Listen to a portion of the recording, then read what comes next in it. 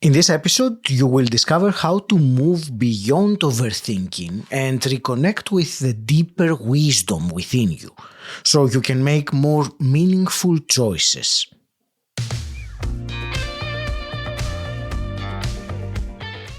Welcome to Personal Development Mastery, the podcast that helps you gain clarity, overcome what holds you back, and take confident next steps towards a more meaningful and aligned life. I'm your host, Agi Keramidas, a personal development mentor and coach, and this is episode 608. If you are looking to understand yourself beyond your thinking and make decisions from a deeper place of awareness, this conversation explores how we can live with more meaning and fulfillment. Keep listening to discover how to tune into the three centers of intelligence when making important life decisions. You will also learn the difference between dopamine-driven achievement and serotonin-based fulfillment. And you will take away simple practices to notice your body's signals.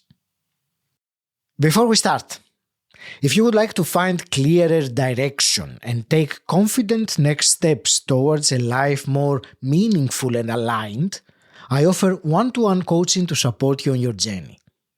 To learn more, visit personaldevelopmentmasterypodcast.com/mentor. The link is in the episode description. Now let's begin. From the lab to the deeper questions of how we live and understand ourselves, my guest today is Dr. José Ángel Moreno Cabezuelo. José, you are a molecular biologist in Oxford and author of Heartbeats of Consciousness, exploring why understanding life scientifically does not always teach us how to live it well. Welcome to the show. It's a real pleasure to speak with you today. Thanks, Aki, for this opportunity. I am a scientist. I work in Oxford in the UK, and I spend most of my days studying tiny organisms that most people have never even heard of. They are called cyanobacteria. They live in the ocean and lakes, and they do something extraordinary. They take carbon dioxide, the waste gas that come in from our cars, the factories, and so much of human activity, and using sunlight, transform it in oxygen. A huge part of the air that we are breathing right now exists because of this microscopic organism. So my work is, in many ways, about studying the smallest, most invisible form of life on Earth. The ones that nobody notices, but they are sustaining everything. So the force that keep us alive are not always the loudest or the most visible.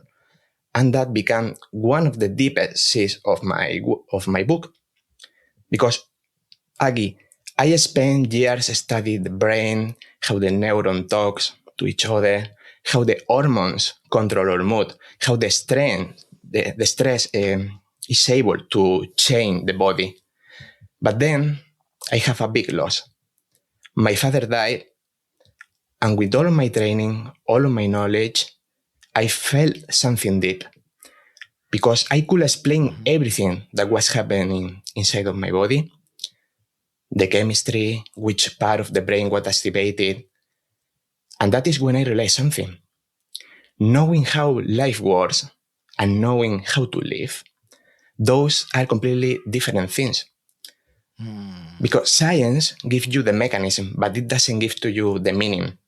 So I was needing both. So I went looking for that, and when I was trying to find this book that combined these two areas, I didn't find it. So I sat down and I decided to write it. So Agi, let me share something with your listener. In the next 30 minutes that we are going to be here, while we are having this beautiful conversation, your heart is going to beat around maybe 2,500 times, and you will notice a single of them. You will be thinking about in another thing, and it will just keep going. So think about this for a second. There is a system inside you that is 100% dedicated to keep you alive, and it just works. So And that is where my book begins, with a simple but very powerful truth, that many things that sustain us operated quietly in the background. So we are training to look for what is missing, what is broken, what needs fixing.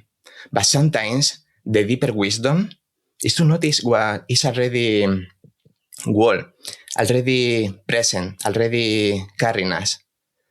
The inner wisdom is certainly within us. I think that's the word I would use. And,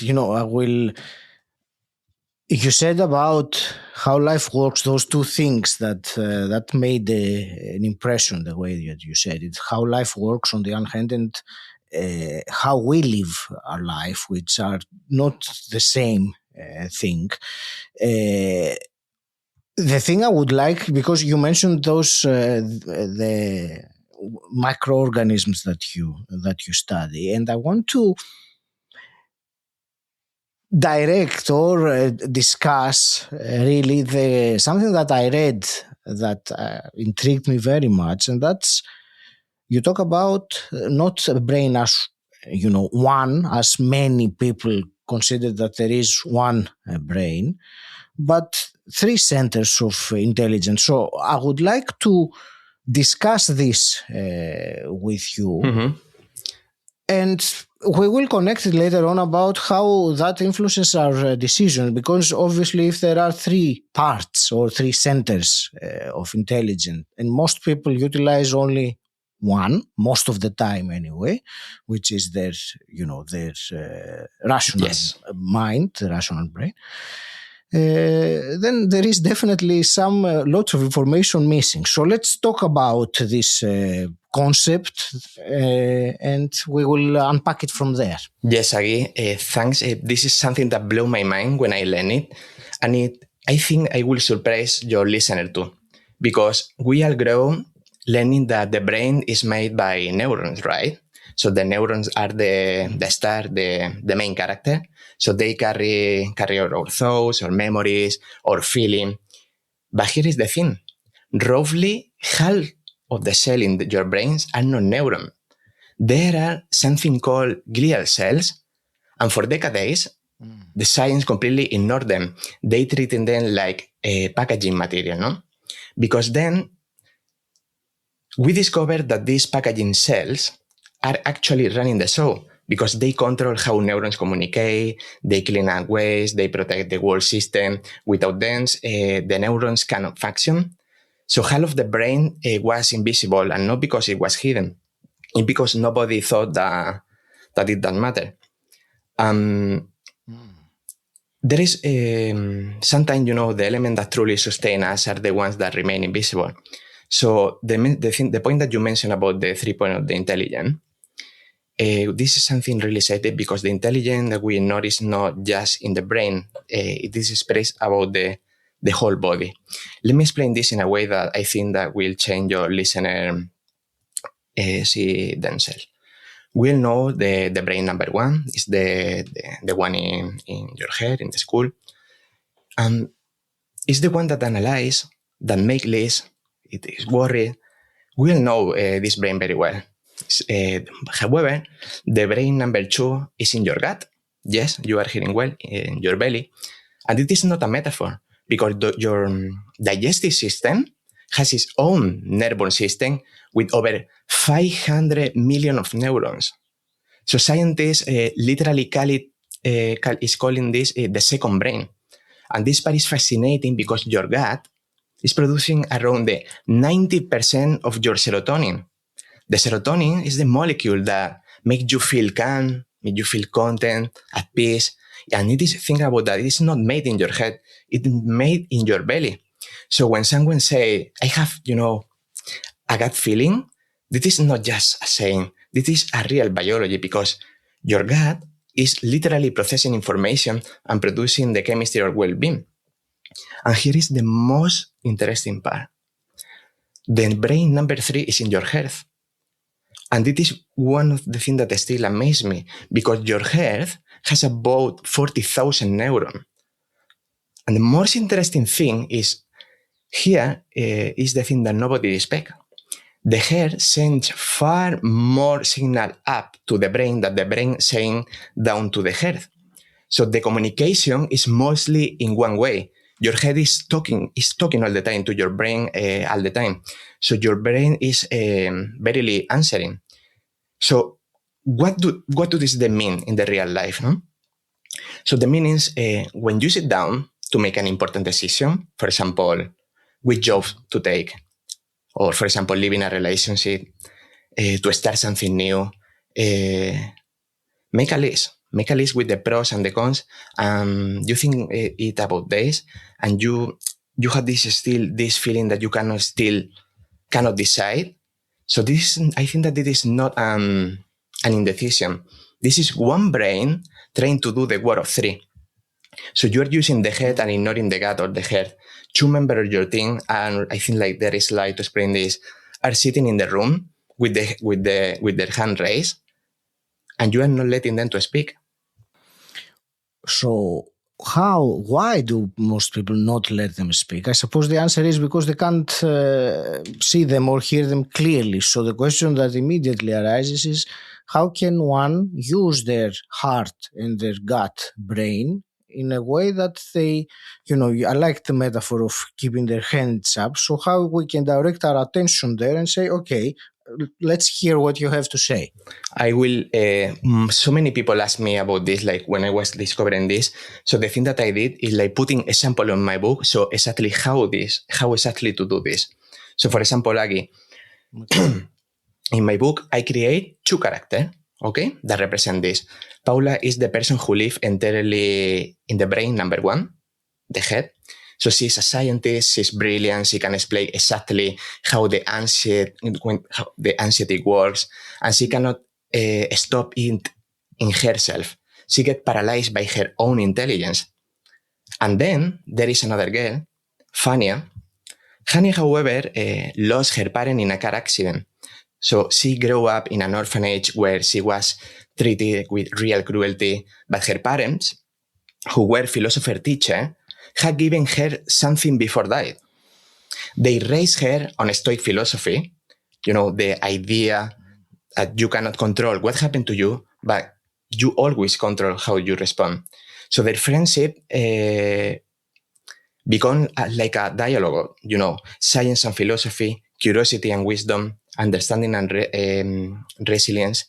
And I think that every person listening right now has both of them inside. The part that analyzes everything and the part that is already knows the answer. So most of us had the power to the power. I think most have been giving all the power to Paula's side of all the entire careers. However, the Fania side has been winning. So I want one of a very easy thing, like for example, a very easy exercise for your audience.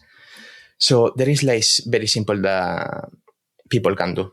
So next time that you face a decision that feels heavy, but it doesn't need to be huge, just something that carry weight, I think that we need to try this. Say the decision, like for example, load. I am going to do this. And then 2 seconds after that, you say, notice what is happening in your body. Does your chest tighten or open?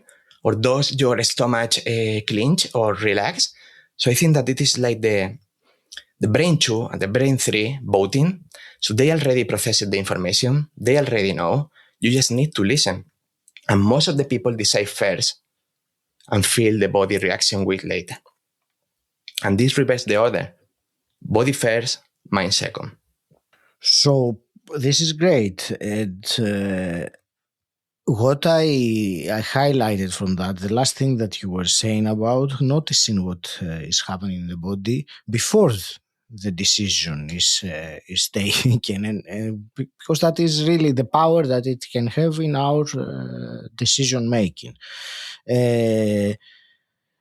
Do you want to elaborate a bit on that? Specifically, it requires a certain level of awareness to be able to, detach from the constant, let's say, power of that the rational mind has over most people. So you need the self-awareness to step out of that for a moment in order to observe the other two centers.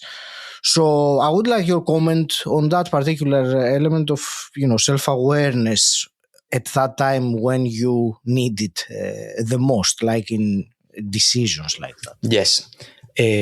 For this case, I would like to describe a feeling, and I think that I want your listener to tell me when they hear that, if they recognize it. For example, I am going to put this example on the table.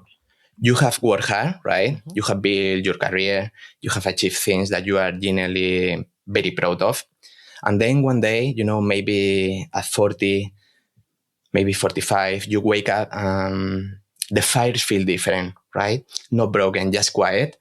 The thing that you that used to drive you, for example, the next promotion, the next goal, they don't hit the same way anymore. And you start asking a question that scare you. Is this everything? And the words tell you, reinvent yourself, find a new passion. I want to offer a completely, there are so many things, but I want to offer something different. Because the neuroscience, Aggie, is fascinating. Your brain is always updating. Like a phone, like for example, installing a new software, it might feel slow for a while, but it is actually getting smart, getting smarter. So your brain has the ability to rewire itself through your entire life, no? New connection, new pathway. The scientists call this neuroplasticity, and this is real. Mm-hmm. There is one scientist called Bruce Lipton. He has like a very beautiful book. It's called The Biology of Belief. So he is a cell biologist who influenced my own thinking a lot. So he saw something very, very powerful. Our cells don't just respond to the genes. They respond to the environment, like including our own environment, our thoughts, our belief, our emotion. In other words, the story that you tell yourself about your life can actually change how your body works. And there is another called Joe Dispenza that took that further. He showed that the thought that you repeat like every day create like a physical pathway in your brain, like walking through a field of tall grass. So the first time is hard, right? The 10th time, there is a trail. The 100th time, there is a road. That is like what your habits are, roads in your brain. So the good news is like you can build the new roads, doesn't matter the age, the brain is always allowed it. And there is a specific part in the brain that becomes more active in the midlife, that it is like very interesting for your listening.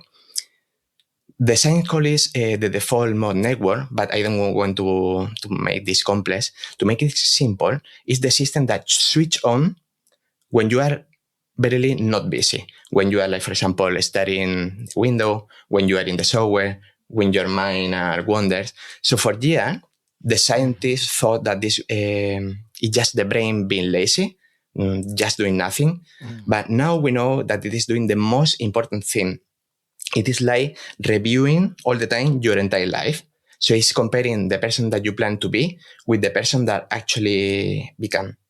And when there is a gap, it sends to you a signal. And this signal usually feels like something is missing. It is your brain telling you the old software has finished. It is like, for example, time for another day. So one of the things that I think that could be practical, like, for example, to the thing that we were talking, to be more aware about that, is a thing that helped me a lot. Is for 1 week, like, for example, we're going to take one small notebook, and every time that you notice something that grabs your attention, a topic, for example, an article, a conversation that made you feel more alive than usual, just write it down. Don't judge it. Just write it down. And after 7 days, look at the list. And Aggie, I promise you will see patterns. And those patterns are not random. They are your brain showing you the work is already been doing like in the background, maybe for years, you don't need to invent a new path, a new direction. You just need to read what is your brain is already written. Thank you for reminding me of this practice of writing things like these kinds of, the thoughts or the ideas or the feelings that come in those times in the day that we are, relaxed. We are this morning when I was having a shower, I did have a very interesting idea that I had not thought of it before, and I know the power of being able to take action towards those things, but because there can be a lot, so writing them down gives you then an opportunity to filter them, or for me, most importantly, to remember them, because if I don't write it down or take some action towards it, tomorrow I won't even remember that this happened. So I think that is a great practice Absolutely. for someone to do and realize those patterns. So that's my take of the exercise. It's a very, very useful. So there is something else I want to ask you. It's it's something that you mentioned earlier. You were talking about our gut that produces 90% of the serotonin, which comes to a surprise to many people. It came to me. I didn't expect to hear this high number. And what I would like to ask you and make this differentiation, because I think it is important for many people that do have, some success, but they do not feel fulfillment, or doing the things that are pleasurable, but they don't feel happy. So I think with my understanding is that there are two different chemicals that are responsible for those two different situations or states. The one is dopamine, the other is serotonin. So when you said about the gut brain producing the most of the serotonin, I think that gave me the idea to look for that more and connect with that more to produce this feeling of, happiness rather than, pleasure, if I can use these two words. So I would love to hear your thoughts on that. So let me ask you something. Do you remember the first time that you achieved something big? Yes, I don't know if it was the first time, but one of the first times for sure. Let's say when I went to university back in Greece, I was 17. So do you remember how that felt? It was incredible, right?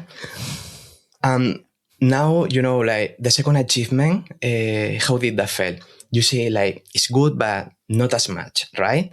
So by the third, the fourth, the fifth, it was just expecting, and you needed something like bigger to feel this, to feel the same thing like the first time. And this is barely chemistry, because your brain has a molecule called dopamine, and dopamine is the molecule of wanting, because it gives you a rush when you chase something and you are already getting it. But after that, what happens? That it drops. And to get the same rush the next time, you need like a bigger hit. So always bigger. It is like, in order to explain this that all the people can understand, it is like an staircase that it is like keeping like going up and never reach the top. Here is the trap. Because our entire culture is built on this staircase. For example, the social media, the career culture, advertising, everything is designed to keep you wanting the next thing, the next. It's like a reward loop. We call ambition, but what is the meaning of this in a chemical level? It's just a loop, because a lot of very, from my experience, a lot of successful people that I know don't burn out because they fail. They burn out because they keep achieving things that stop meaning anything. And the other molecule, that there is a completely different chemical system in your body, is a molecule called serotonin. And again, serotonin plays by the opposite rules. Because serotonin doesn't activate when you get something. It's activated when you give something, when you connect with another person, when you do something that feels meaningful. So, and what is the thing that we were talking about? 95% of your serotonin is produced in the gut, not in the brain. So that feeling of deep contentment, of being at peace with yourself, is literally a gut feeling. So now here is what I find beautiful. There is not only this discovery in modern science, because 2,500 years ago, the Buddhist tradition already said that sufferings come from chasing what we don't have. And also we can see this in the Stoic philosopher in the ancient Rome, say that peace comes from focusing on what you can control instead of you cannot control. And also the Taoist tradition in China talk about the art of not forcing, a philosophy called Wu Wei, that means like letting things come naturally. And we are seeing like different civilizations, centuries, language, and the same conclusion. And now we can prove this. We have brain scan in order to prove this. And also, Aggie, like I love to put a lot of example and exercise. I would like to say to the audience tonight, before you go into sleep, ask yourself just two questions. One, what I did today that feel exciting in the moment but left me feeling empty? Maybe just scrolling with your phone for an hour, maybe just saying yes to something just to stay busy. And two, what I did today that wasn't exciting but, left me with the feeling generally good. Maybe it was a real conversation with someone. Maybe it was just, like helping a friend.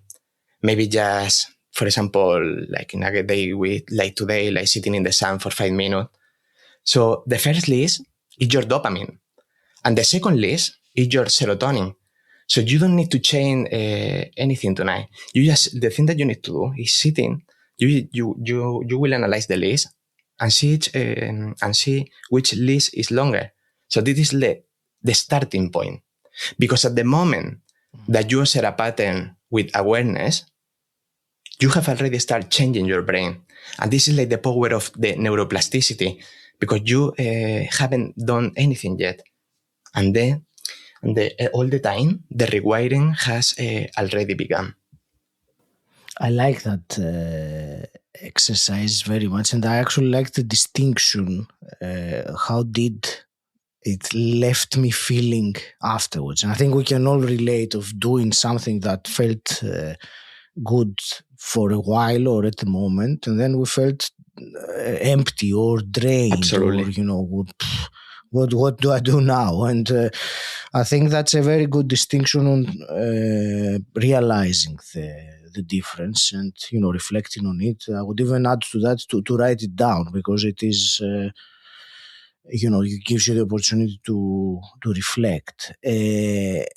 Jose, I would like also to ask you briefly about your book. Basically, I wanted to tell you, who is your book for? Who would really benefit of reading it? It's Heartbeats of Consciousness. Yes, this book is made for a person, one of the things that I was, when I was trying to all my make my career, I was trying to find a book that connects philosophy, science in a way that you can understand, that you can, because most of the things that I am seeing today, nowadays, is like the scientists, is like explain the thing in a very complex way.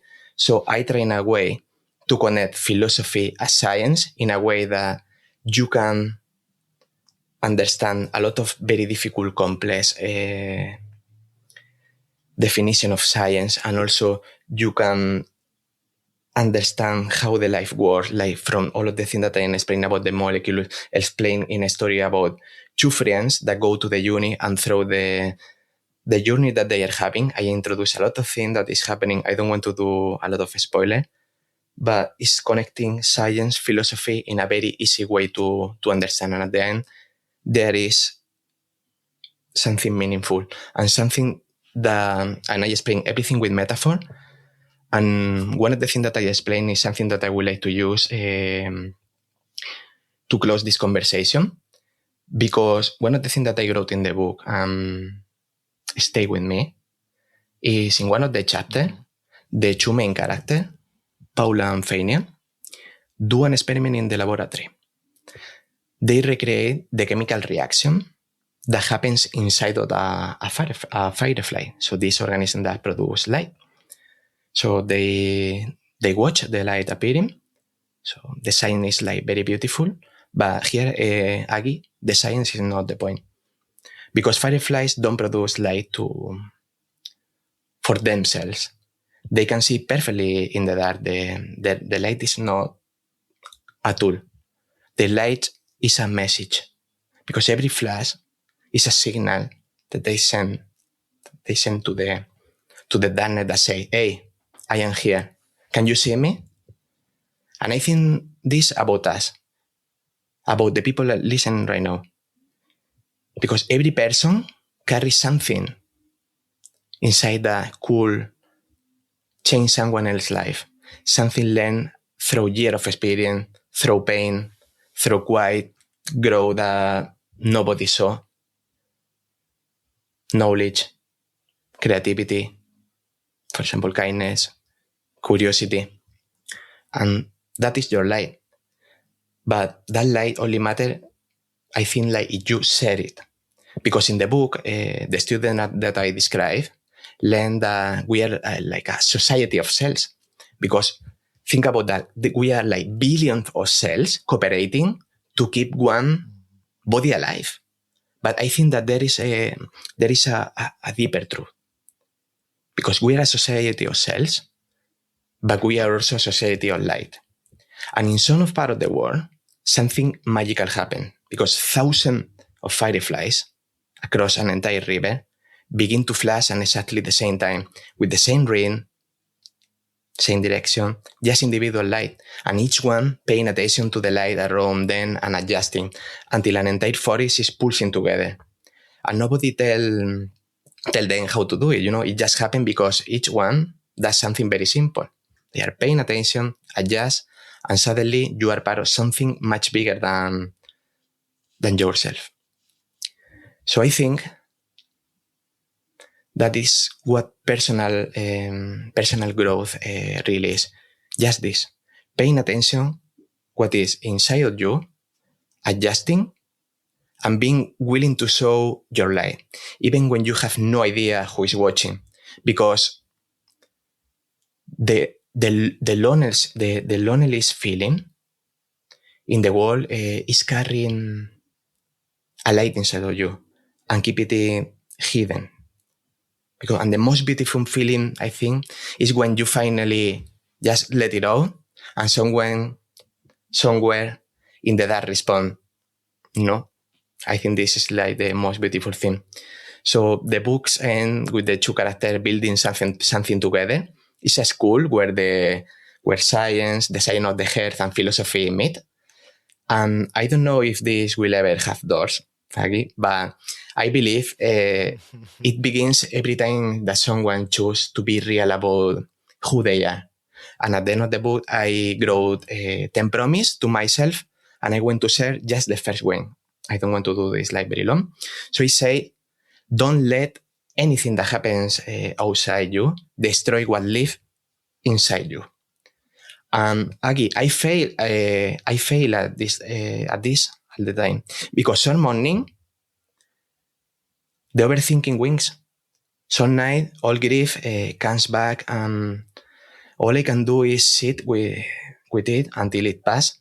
But I keep making the promise, because every time I do, the pathway in my brain is like getting like a little stronger. And this is neuroscience. Like the repetition builds who you become. Aggie, if there is one question I hope your listener carry then after today's, how do we want to live while our heart is still beating? Because every heartbeat reminds us that the time is passing, but also remind us we still get to choose what we do with it. And maybe this is the most beautiful thing about being alive. This is a very empowering message, and thank you for concluding with that. And the story, with the fireflies is a very beautiful metaphor for what we do. So I will, end with the same message. Let's shine our light, each of us, to the world for, the betterment of the world, for the elevation of human consciousness, for our purpose, what we must bring into the world by our own life and existence. So such a beautiful message to end today with. So José, thank you very much for this conversation. It has been very useful, and I believe the exercises that you mentioned are very important and great tools for one to live more fulfilled, as I think we would all like to. So thank you. It has been a pleasure to be with you discussing this. Thank you for listening to this conversation with José Ángel Moreno Cabezuelo. I hope it has given you a fresh perspective on how to listen to the quiet intelligence within your body and reconnect with what truly matters. One practical action tip to remember from today is to listen to your body before letting the mind make every decision alone. So next time you face a choice that feels heavy, pause and say the decision out loud. Notice what happens in your chest, in your stomach and your breath. Whether your body tightens, opens, contracts or relaxes. This simple awareness can help you access your deeper intelligence and choose from a place of greater alignment. Join us every Monday for in-depth conversations and every Thursday for shorter solo episodes with insights and tools you can use. If you would like to find clearer direction and take confident next steps towards a life more meaningful and aligned, I offer one-to-one coaching to support you on your journey. To learn more, visit personaldevelopmentmasterypodcast.com/mentor. The link is in the episode description. Until next time, stand out, don't fit in,